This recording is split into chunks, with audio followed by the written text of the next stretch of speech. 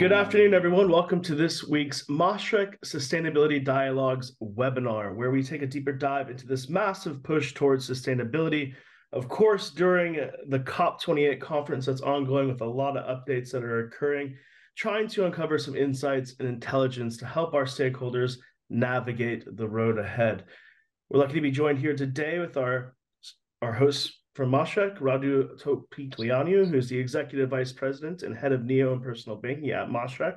And of course, our special guest speakers, Carl Madlan, who is the Vice President of Inclusive Impact and Sustainability, Central and Eastern Europe, Middle East, and Africa at Visa, and Samira Fernandez, who is the Director of Corporate Affairs and Sustainability at Century Financial. We're tackling a very critical topic today, which of course has a lot of moving elements, which is comprehensive financial education. What initiatives are necessary to promote financial literacy and create a more sustainable and equitable future?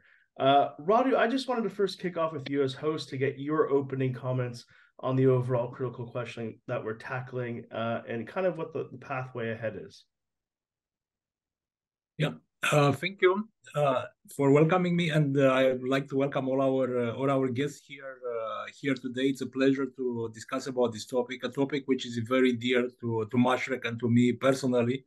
I have a daughter; she's 14, so financial education is very important for me, on a very personal level. And I think it's a topic which is very relevant, especially these days. I've been also in one of the panels in COP28, and this was one of the topics to discuss about how we are making sure that young generation is educated and they understand how to be financially responsible.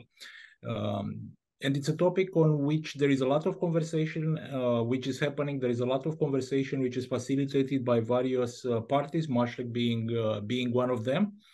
And I'm really looking forward for the conversation today.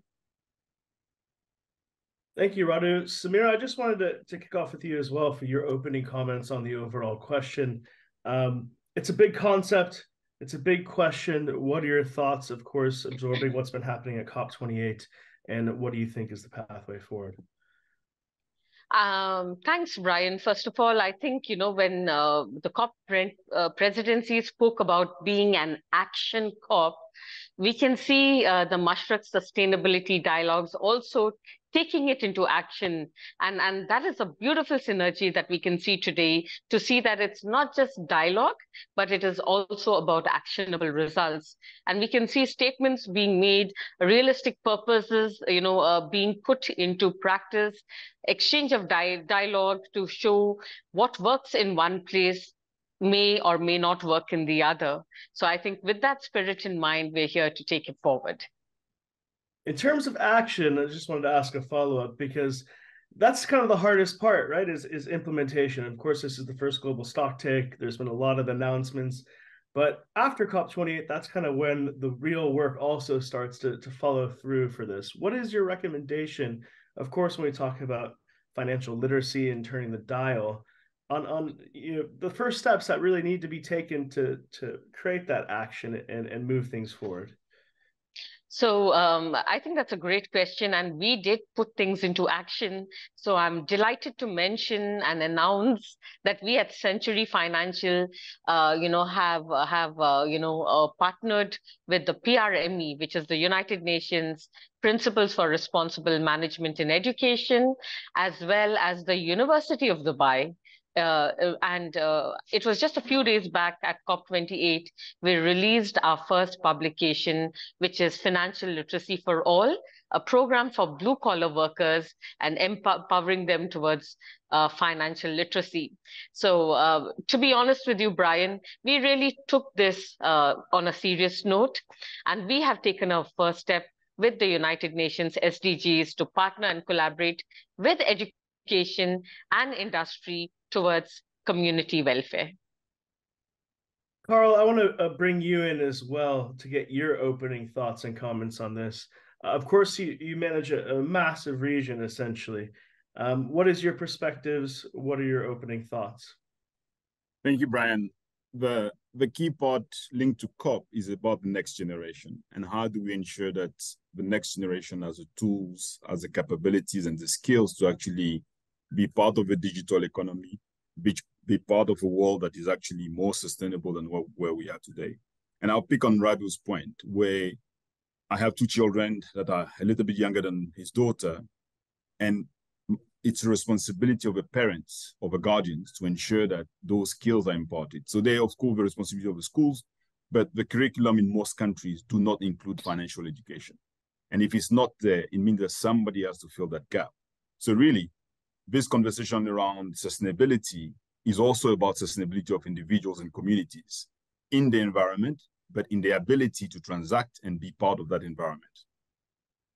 I just wanted to ask a follow-up. Sorry, I just want to build on what Carl mentioned, because it's important to have this this conversation, but it's usually a difficult conversation. Parents are not feeling at ease to talk with their kids about money.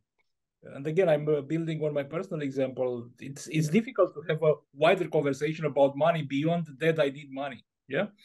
So I think this is our role, to bring this conversation between parents and kids and to facilitate this conversation and to provide the means for this conversation to become real. And I'm not going to advertise, but for example, what we are doing in Mashreq, in NeoNext, that's a special design platform for youngsters starting with 8 years old to open an account under the control of the parents. The parents have full control, full visibility to make things that to make sure that things are secure and everything is fine. But kids can start to design their own goals, saving goals towards a certain specific objective. They start to develop patterns of spending and saving. They start to understand how to use a card, and soon we are going to put also some financial education there. So I think this is one way to take the things into real action from the top.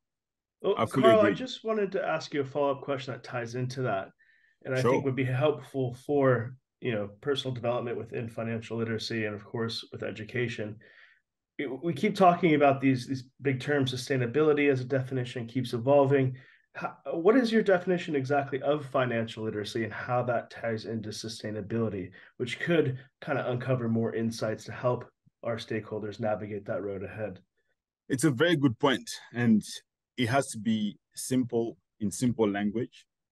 And sustainability is really about your ability to be around for a longer period of time, to be around in conditions that allow you to breathe, to be healthy, and to be able to contribute to the economy. If I go back to Radu's point about the parents and the children, and some children unfortunately do not have parents, but they are communities that are assisting them. It's how do you ensure that as a parent who's building some form of capital, you are teaching your children that this capital can only continue to sustain them if they understand how it was created, how it's been managed, and what is the responsibility. So, simple example. Every weekend, there is some form of a party that kids have to go to, or birthday party. We used to have a responsibility of going to get the gifts. We introduced a similar solution to what Radu is talking about. Each child has a card.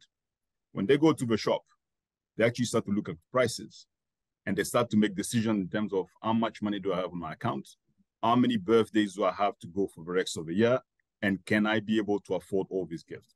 It has changed the conversation, because before they'll go and pick, but now they have to think about what it is. So if you think about sustainability, it's creating that awareness early on in the life of a young person, that every decision has consequences. So if you think about the environment, do I continue to use plastic bottles? Do I continue to buy clothes, or can I get secondhand clothes? All these decisions at an individual level has consequences for the community, the family, but also for the nation.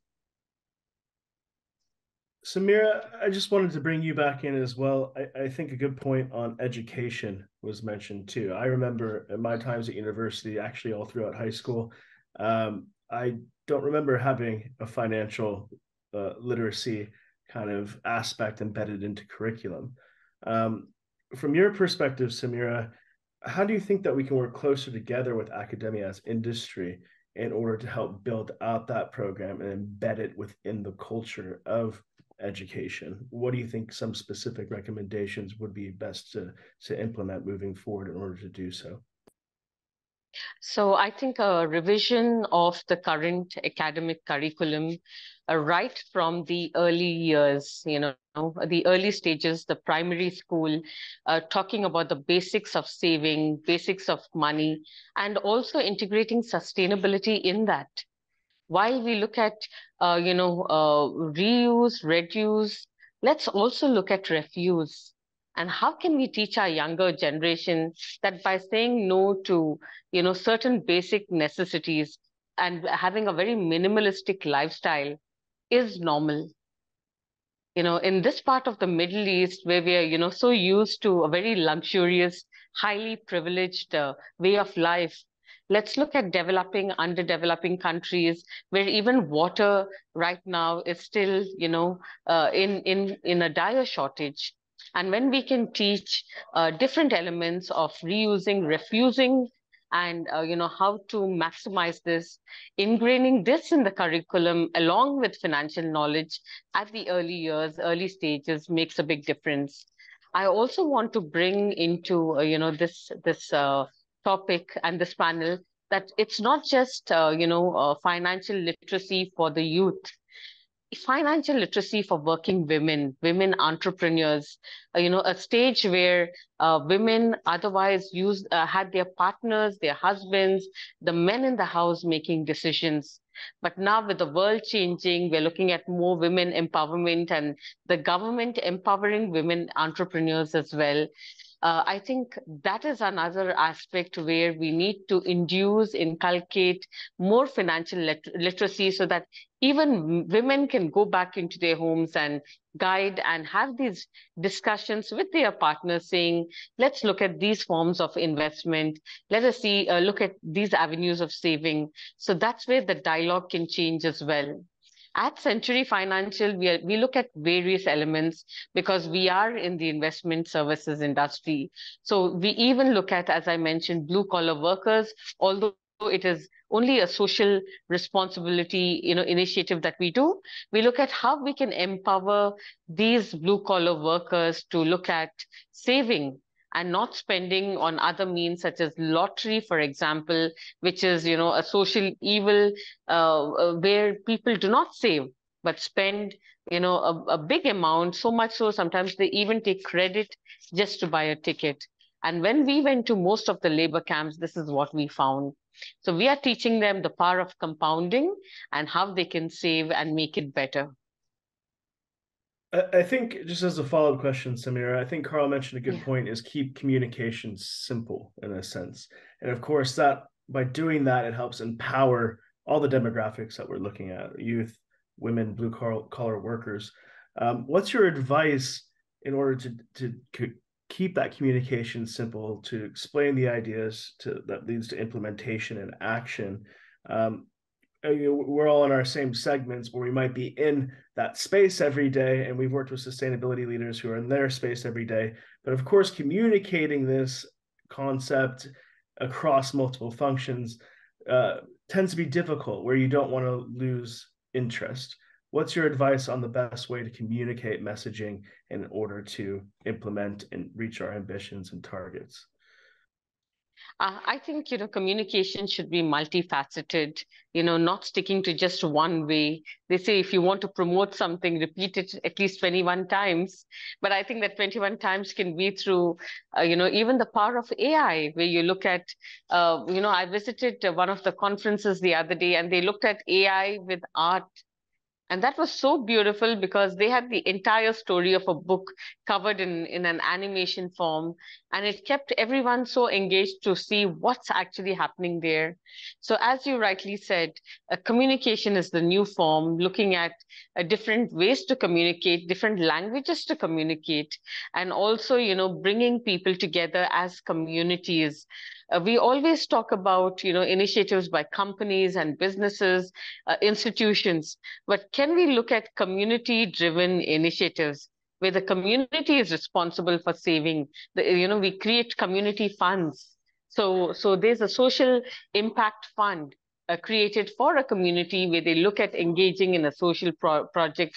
It could be a tree plantation drive, looking at a revenue earner through it or how to save the environment. And even through that, blend it in and integrate it with financial literacy in various forms. So perhaps engagement of all sorts could be the way further.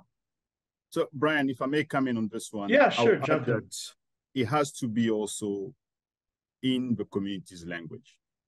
So what we've done, Yes. we've made sure that we have colleagues that speak different language, Tagalog, in Hindi, to make sure that when we deliver this session in collaboration with partners, it is delivered in that language so that English doesn't become a barrier to understanding. And we run a program with one of the big companies here in Dubai, where it has now been embedded into the training program for the blue-collar workers. And it's delivered by the company and is part of the curriculum of training the blue-collar workers. Another one that we also often don't think about is people living with a disability or people of determination.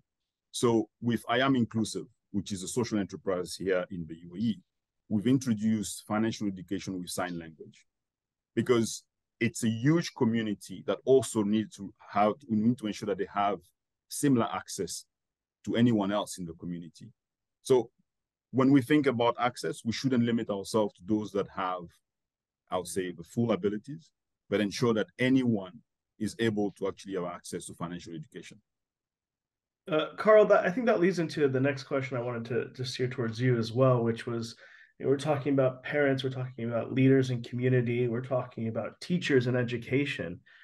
What's your perspective on where we stand in terms of developing the skill sets for the right individuals who will be leading this charge in terms of financial literacy, in terms of duration, teachers, education? How do we ensure that those leaders are educated and are able to kind of move the dial forward in a sense? I imagine it's a big task and challenge to take on. It's a challenge because our first inclination would be to go towards teachers and educators, but the curriculum is full, if I can put it that way. So the question then becomes, how do we think about embedding some of these elements into some of the classes that already exist? If we're teaching mathematics, can we introduce some element of compounding, as Samira was saying, so that even if it's not a full course, it can be that. An alternative could be, we have electives for sports, but we don't have elective for financial education. So what stops us from having after-school curriculum that introduce financial education? It's a life skill. And sometimes I tell my children that if you're not financially educated, it's like you're actually living with a disability, because that's a language of the world. You need to be able to, it's like mathematics. If you don't understand mathematics, you can't read the world, because every single day you are either adding, subtracting, multiplying, or dividing. Financial education is the same. So we need to think about how do we support teachers and educators to be able to bring this in the classroom, because that's where a lot of children that can go to school actually will spend time. For the children that cannot go to school, in places where they have an opportunity to be, we also need to find a way to bring it to them. And it's something that, unfortunately, many people learn the hard way. And I'll bring a last element on that, which is around cybersecurity. Unfortunately, a lot of people that enter the digital financial services get burnt. And the reaction then will be, you know what, I'm going to just stick to cash. I'll get the card, I'll go to the ATM, withdraw, it's in my hand, it's safer. Maybe not. So what are we doing to ensure that the transition to individuals that are moving to digital financial services is fully secure? And that's part of financial education as well. And what's your outlook for the digital side of finance and how that interacts with youth and drawing them more into being more financially stable and aware? How is that progressing? What are the platforms that are being created? What do you think is the way forward? Gamification is one of them. You know, we need to be able to bring financial education in a way that young people, Gen Z, consume information today. So it has to be, you know, people speak about influencer, for example. Maybe it's an influencer that picks up something. If you go, for example, on some of the platforms on TikToks, in Pakistan, for example, financial education is a big thing. You know, so there are actually a lot of influencers that are creating content to educate young people. What we often don't do is that we're thinking about education in a very classic way. It has to be in the classroom, or it has to be from a teacher or a parent. But, you know, I have at home 2 very young individuals that actually sometimes teach me things because they have seen it somewhere else, and I'm not able to actually, So, and that's keeping that ability to say, where do we find young people today?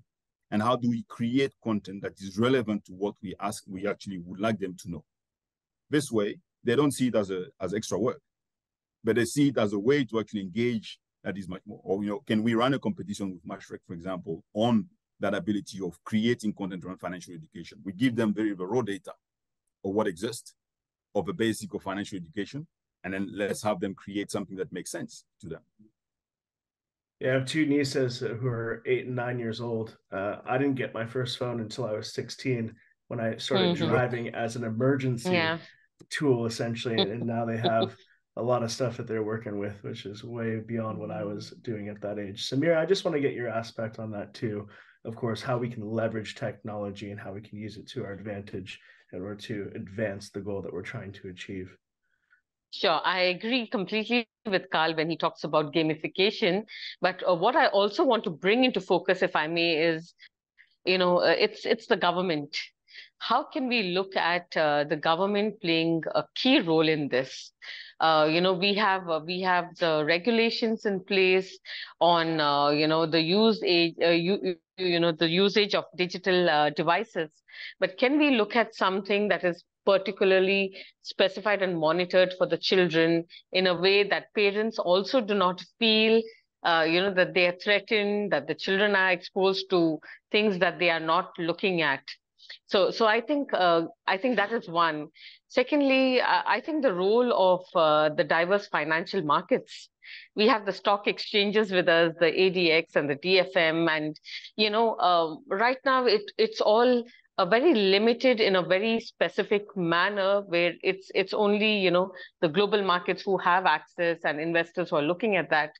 But can we get this investor and investment-related strategies, investment-related services and education ingrained to children through digital platforms, maybe through the ADX or DFM and ADGM at an early stage?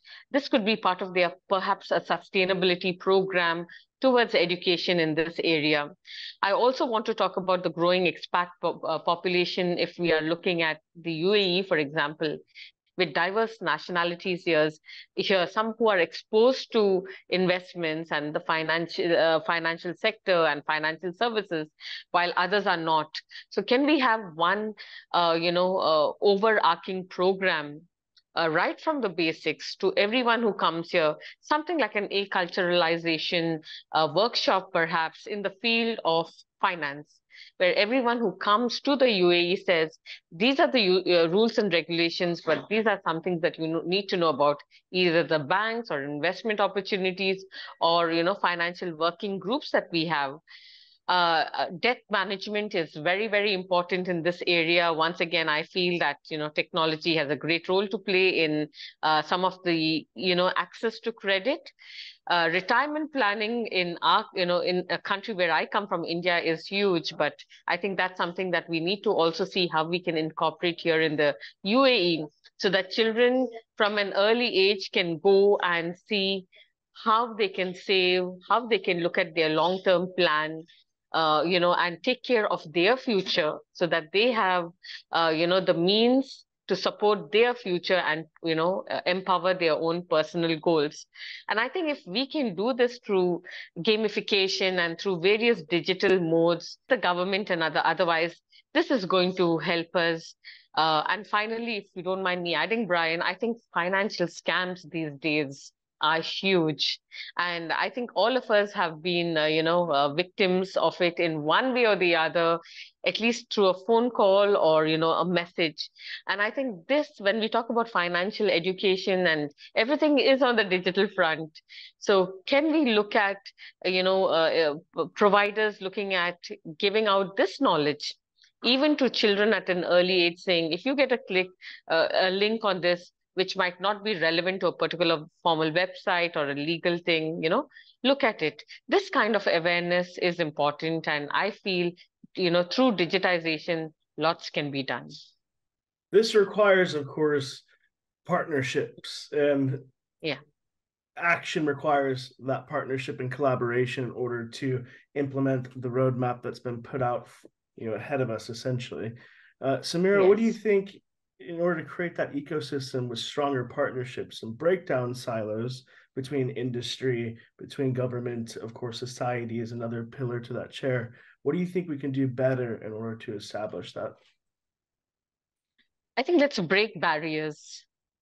Let's redefine our boundaries. Right now, it's a mindset that we create based on either a gender, income, the countries we come from, who we are, our background, or even the investment criteria.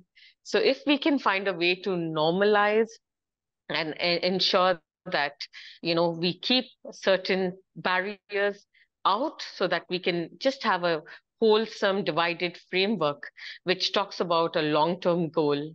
What really, is what I really admire is the UAE Vision 2071.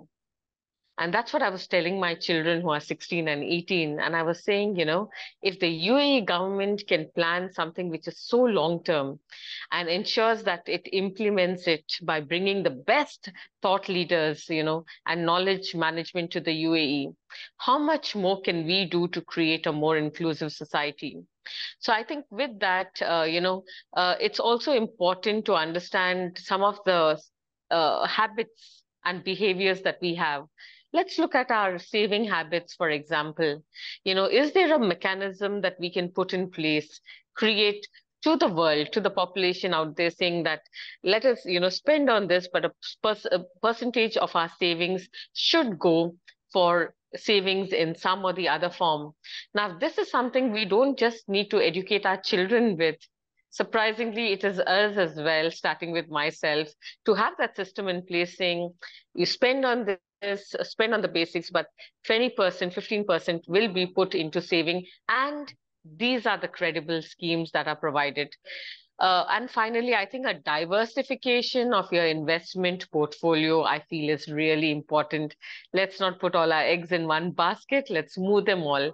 And I think if we can keep these basic challenges in place, these are some of my few recommendations that I feel would help us level up, step up, and take financial literacy to a new level. Carl, I just wanted to bring you in on that too, in terms of partnerships and diving a bit deeper. What are the components that make up an effective partnership across these silos? Of course, you have the private sector, you have some competitive collaboration, you have the government, society. There's a lot of elements, education. What needs to be in kind of the mixing pot in order to make an effective collaborative partnership that helps move things forward? Brian, I think the first one is to acknowledge that this is not about competition. No, the ecosystem and every single one playing in that ecosystem need to have the skills and understanding how to be part of this game. The second element is to acknowledge what are the core capabilities of each partner. So if I am strong in A, I don't need to be strong in B and C because I can find partners that can be strong in B and C. It's a sum of these different components that will allow us to actually provide the UAE and other markets where we are present the ability to increase that pie. Because the addressable market, and that's really what it's about, how many people can actually leverage on the digital economy? The fewer numbers there are, the challenge it becomes for all these new tools and technologies that we have. But as we create opportunities for people to really be part of the digital economy, then the partnership that is being created actually creates more room for individuals to be part of the digital economy. And that's what it should be about. Financial education should have a purpose. And that purpose is to make sure that anyone that participates in the digital economy speaks the language of the digital economy. I just want to touch on young people again as well, because of course that's going to be the generation that drives things forward. And we mentioned probably the ones who are leading technology developments as well, not too long in the future. How do you establish buy-in and communication? It seems like climate change is such a massive challenge to tackle, where as a young person, where do you start? How do you get involved? What do you recommend to young people in order to kind of take that empowerment and move forward and take the advantage? You can only create so many programs to help, but of course you also need the other side to buy in as well to be a part of that journey. So if we look around today, we have seen a number of young people that have become activists in the good sense of the word in the climate space. We've seen this in the fight against HIV/AIDS, for example, many years ago. So what we are realizing is that young people actually understand some of the issues that are affecting them. When I grew up, HIV/AIDS was a massive issue. And I remember growing up with that fear at the beginning of what it could do. Then with education, understanding actually, it's something that you can avoid, and these are the steps to avoid it. When it comes to climate change, and the survey that we did recently shows that there's more awareness. And actually, we ask parents, what do the 8 to 18-year-old think about? And they realize that actually the younger generation is much more aware, because actually this is an existential threat for them. I remember going to my daughter's class, and she was in grade 5, and her knowledge of sustainability and the environment made me quite shy. So it's different. When I was growing up, this was not taught in schools, whereas now it is really part of the curriculum. And we're talking about financial education. So what would it take for financial education to be part of the curriculum? And we see younger people becoming activists on financial education. There's also a lot more access to information at any second of the day as well, constantly across the internet. Yes. Where I think I remember AOL 2.0 coming out, where if you're lucky to have a phone line, you can connect every now and then. It seems that 30 minutes goes by pretty quickly. I just wanted to start wrapping up in terms of closing comments. Samira, to start off with you. COP28, what are you hoping for the outcomes? I think we're just coming to the end of week 1. What are your expectations and what you're looking for to come out of this massive engagement? I think it's been an interesting discussion that we've just had. And I think what I feel is reverse mentoring is the way of the future. I think we are no more experts in our field. We have to learn from the youth, the younger generation. I think the Gen Zs, the millennials, the Alpha A's, they seem to be more responsible. They seem to be more, ethically, sustainably conscious. They don't really require us to tell them. In fact, the other day when I met someone, and one of my friends had a conversation with her daughter, and she was trying to advise her. The daughter told the mother, "Mama, just leave us alone. You don't need to tell us. Your generation has messed up the planet enough, and let us find a way to now restore it back." So I think it's definitely reverse mentoring. We need to learn from the young. We need to hold hands together and see how we can work it out and admit that we have made mistakes, but we also need to take, aggressive steps to ensure a sustainable future for all of us. Yeah. Carl, also your closing comments, COP28, there's a lot that, of course, is going on. What are your hopes and expectations for outcomes from this engagement? Less on the role of government, but more on the role of individuals. What do we need to unlearn and what do we need to learn? And I'll give an example of a UAE-based company called the Waste Lab, who's focusing on composting. And can we start picking up the habit of composting? And what would be the implication for food security if we do that small step in every home in the UAE, for example? So really, it's about behavior change. Of course, personal development, starts with the person, right? Correct. Yeah. And Radu, I just want to leave it with you, of course, our host for today, for your final closing comments to wrap up the session. Yeah. First of all, I'd like to thank you all for attending. It was a very interesting conversation, and I'm extremely glad, representing Mashreq, to see that many of the themes which have been touched upon, or the things that have been mentioned by both Samira and Carl, actually resonate with Mashreq and exist in our day-to-day actions. For example, Samira, you were speaking about inclusion, and inclusion not only at the child level, but at the country level. And this is one of the things that Mashreq is really fond of, and we are launching financial inclusion proposition in Pakistan and Egypt as an example. You also spoke about diversification and educating the people how to use their budget. And this is, again, something that you are promoting, like the famous 50-30-20 rule, how to spend 50% of your money, exactly. 30% and 20%. Yeah. And on the saving part, we are also coming with specific offers to help people start to invest. Because when you're talking about investment, it's a general misconception you need to have a lot of money to invest. But it's not true. you can start investing on our platform with $100. And you can even select the theme on which you are fond. It might be environment, it might be technology, whatever. We are having thematic investment. And even more than this, you can create an investment habit.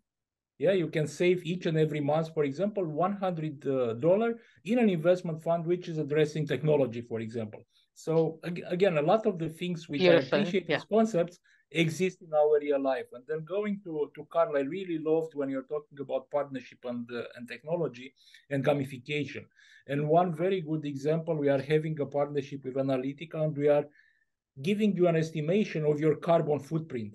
Yeah, it's not a perfect calculation, but it's an estimation, and it's an estimation which triggers a conversation. You know, I'm one of the first user of this, and I saw, for example, last month that one of my biggest footprint generator was the bill for my daughter's school. And initially I said, look, this is something wrong here. It cannot be. But then I realized it might be, because in the end, the school is using a lot of resources and a lot of things to educate our lucky kids. And last but not least, keeping the conversation going, Carl. I think this is very, very important, and keeping the conversation going around financials and going around environment. And this would be the last reference I will make to Mashreq. We just launched our cards, which are done by reusable materials, but not only this, the cards are having a new theme, which is related to the endangered species in UAE. So if you are looking at our cards for various segments, you are going to see some example of animals, of plants, which are threatened. And we are helping the conversation going around simply by the design that you are using for our cards. So I think both Samira and Carl, you came with great insights. I'm happy that we've been the host. I'm happy to see that many of the concepts that you are mentioning are alive in Mashreq, and I would definitely love to continue the conversation offline with both of you to see how we can partner for the future. And last comment about COP 2028. As I mentioned, I've been there in a panel. I took my daughter to join me and to have a feeling, and I had the revelation, you know, because she's young and all the people in there are young, but the depth on which they are touched by these subjects and how passionate they are about it, it's exactly what you are saying, Samira. It's a reverse learning that we have to do. So it was a pleasure to host you guys. Likewise, Radu, and thanks for sharing insights. It's great to see we are all in sync. Beautiful. Just to echo Radu, of course, thank you, Carl. Thank you, Samira, for your great insights and intelligence being shared today. We appreciate your time. And of course, Radu, for hosting this session. And of course, those who have joined us across LinkedIn, YouTube, X, and here on Zoom, thank you for your time as well. Please feel free to follow our special guest speakers on social media to keep up with the progress that's being made, and of course, what the way forward is, the pathway forward. And of course, on Mashreq, where we will be posting content harvested from this session, of course, to share throughout everyone's network. But thank you very much, everyone, for your time. We appreciate it. We look forward to having you back on the series down the line in the future.